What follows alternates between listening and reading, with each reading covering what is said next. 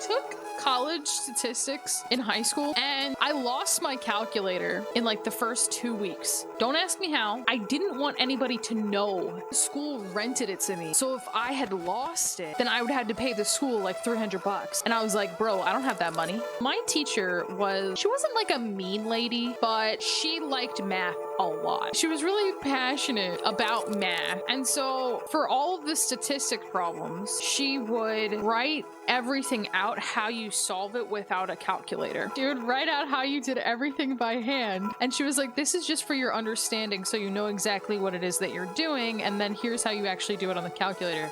You guys, I had to solve all the problems by hand for the entire fucking class because I lost my calculator.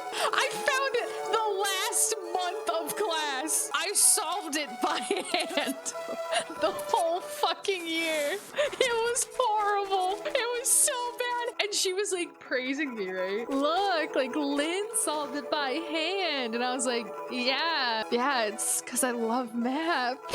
It made me look like such an asshole. Little like teacher's pet asshole, but I swear it was like desperation. The class looking at you like this for solving it by hand, Lynn's I judge. It's true. Did you become the teacher's pet too? Yeah. So I had her for the math class before that, and she didn't like me that much. But then when I took stats with her and I solved everything by hand, all of a sudden she was like, oh, hey. Oh, hey, Lynn. How are you doing? You would have had to pay at the end of the... Yeah, which is why I freaked out and I started looking for it the last month. I was like, okay, I have one more month.